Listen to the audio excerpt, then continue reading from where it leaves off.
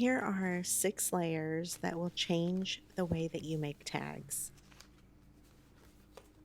I'm Ingrid Carlson and I'm so glad you're here. I hope this video blesses you and inspires you to create something today, even if it's something quick that just takes a few minutes.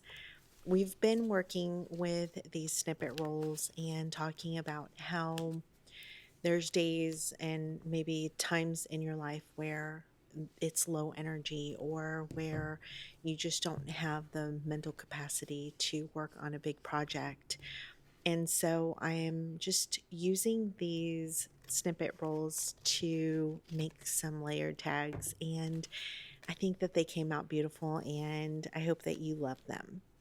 Snippet rolls are the perfect way to start off a layered tag because they already have a beautiful mix of textures and colors, and so they instantly add visual interest without you having to do any extra work. They're also time savers, so if you have these on your desk, then you can pull them out, away a little piece, and create something just like these tags. They're the base, they have the most interest, I would say, and they are the easiest to put together. And they're the anchor, so everything else kind of bounces off of them, and you can choose to layer by color, by texture, by aesthetic, or by theme. And all of the examples that I'm going to show you, I'm actually doing with straight cuts, but afterwards I was thinking that they would look so beautiful if they were distressed even just a little bit around the edges. I think that would give it so much more charm and interest. The second technique is to mix different lengths of paper for a cascading effect. As you saw on the snippet roll, one of my pieces was a little shorter, and so I'm going to back it on some cardstock. And while I'm doing that, I'm going to take advantage and leave just a very tiny trace of the cardstock in the background. I love this look. I think that it is so pretty and adds so much visual interest, just that little tiny bit peeking through the back. And then I'm going to cut it so that I get the perfect cascading effect. Whenever you are layering like this and you have pieces that are longer and shorter, they all work together. The longer pieces can act as the backdrop, and then the short ones can act as the bursts of color or patterns, or really, if you start looking at these, they start telling a story. And we actually worked on a project like this a few months back on Patreon, and we built some tags that told stories, and this kind of reminded me a little bit of that. But when you are layering, this approach keeps the tag from feeling uniform or flat, and it not only gives it movement and interest, but whimsy as well. Overlapping the different lengths also makes the layers more noticeable.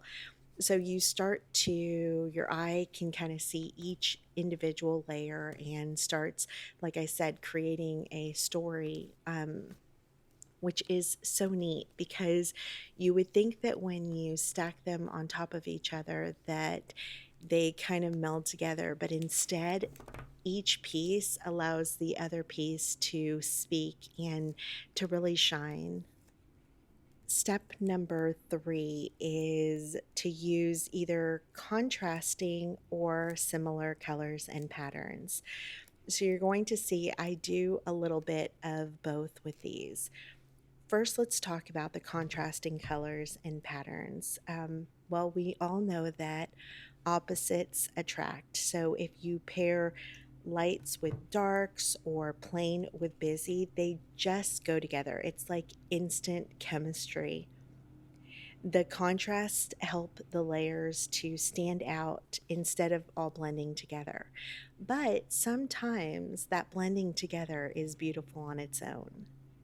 Having contrasting colors also allows the focal point to pop without having to add any specific or special embellishments. Just the color itself allows this to happen.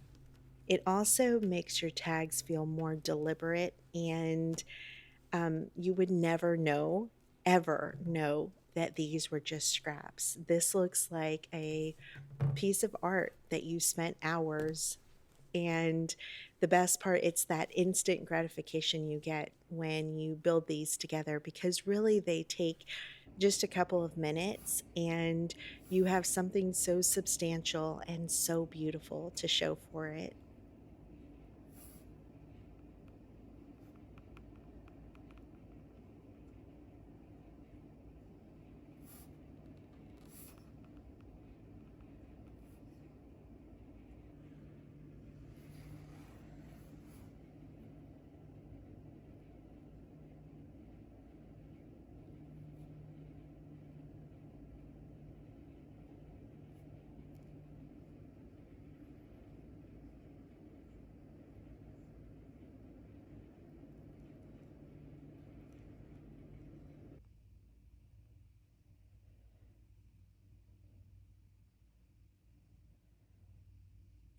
Now, as far as coordinating patterns and colors, well, we probably all like to use this a lot. I know I do, and you can definitely see it in this tag with the pinks. They just work well together, obviously, because they're in different shades. And I love using a kit for this because all of the pieces were already curated with specific colors that all go together. So when you're layering it, it takes the guesswork out of it. But there's something that is so calming and serene about working with coordinating colors. And so you see it a lot in my work. I think that um, they just go hand in hand. And I, as you can probably already tell, I like using a lot of pinks and tans and whites. And they're just very peaceful, soft colors that work really great together. Step number 4 is to offset the edges instead of lining them up perfectly. There's a time and place, just like I showed in the first tag where I layered it onto cardstock and I allowed a little bit of the cardstock to peek through, and it's, even though it's not exactly perfect because I didn't measure it, but I eyeballed it so that it was pretty uniform. There is also a time to not have the layers be perfect like that, and it speaks volumes. When you shift layers, they start allowing the design to feel more organic and handmade. And sometimes when we try to hold our designs so tightly and we want to make it so perfect, we can lose that. And that goes in art as well. It's harder to stay loose than it is to be tight and rigid. I think we were just made like that, at least most of us. And so when you have all of the layers where they're perfectly aligned, it can start to look a little stiff or stuffy. And um, allowing them just to have a little bit more play, not exactly the same length or the same distance between each layer, and having them offset just a little bit, not just loosens it up visually, but really it gives it so much more charm and tells the story so much more in detail. The offset also allows each piece to show through so that nothing gets lost. And that's where the storytelling is. It's in each deliberate piece that we have picked out to tell this story, and it deserves to be seen, even if it's just a little smidge. And of course, the best part is that it is so forgiving because you don't have to stress about it being perfect, it being completely lined up. Having something be more organic also just frees you from that debilitating um, concern to have things be perfect. And for me, that is always a plus.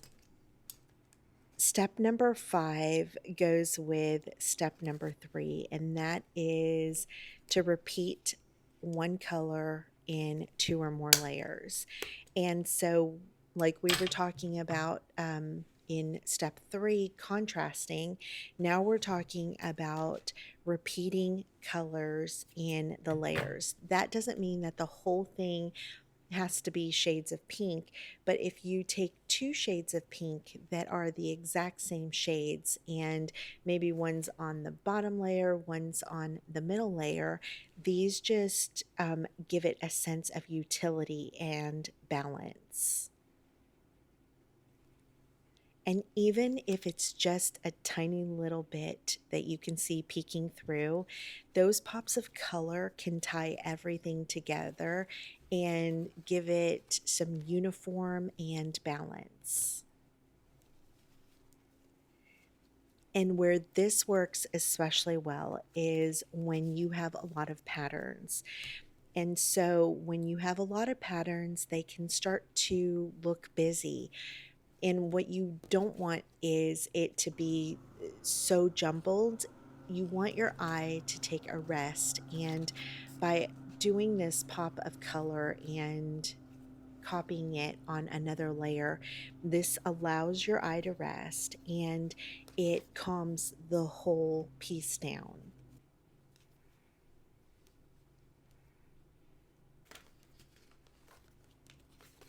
Step number 6 is that we are going to finish it off with a dimensional focal point. In this case, all of my focal points were the little charms that I added, but I think that something that would look really beautiful here, and I wish I would have thought of it when I was filming, but it's to take a die cut and string it through the ribbon on top. I think that that would look so sweet, and I would really love the movement that it would give and how it would tie paper into being more than paper. It's elevating it as if it was a charm. When you finish something off with, especially if you have something that is 3D or a different type of material, it really gives the tag a finishing touch. So something great to use here other than paper would be charms, buttons, or even raised ephemera. Something that I think would take that idea to the next level would be to take one of the ephemera pieces and maybe put some glossy accents on top of it so that it gives it some texture. And then it's going to take just a regular piece of paper. It's going to give it that 3D effect, and it's going to give it texture that not only you can see, but then you can also feel. The focal point draws the attention towards wherever you want it, whether it's the top, the center. It's going to guide the viewer's eye because that little piece is kind of the crown on top. It's going to take a lot of the glory. And this is a perfect chance for you to add your personality, whether you want to add something that's vintage or modern, something that is new to your stash. If it's playful, It's just an element that really finishes off your storytelling, and it really is like the cherry on top. It's not necessary, but it's always welcome. I hope that this video has inspired you to take some of your snippet rolls and make some layered tags. And this actually works really well even without the snippet roll. If you wanted to just use some elements that you have laying around your desk for tags, you can use the same ideas through without using the snippet roll. So and again, we're looking for projects that are quick and easy, but that really are multifaceted, dimensional, and really show something, really start to develop a story and to just evoke emotions. And I think that's what we're all striving to do. And of course, again, just like the beginning of this, I guess, kind of series of snippet rolls, um, we are taking away from our plate of maybe stresses in life, maybe things that aren't going so well, and we're calming our minds with our hands. Instead of having idle hands and idle thoughts, we can stop and work on something that is soft, that is slow, and that is easy. And I hope that that's what this project does for you. I thank you so much for being here. I thank you all for your thoughts and your prayers and your well wishes. And I am so very thankful for each and every one of you. And before you go, I do want to remind you that you are brave, you are smart, you are strong, you matter, and you are loved unconditionally. Until next time, love you. Bye.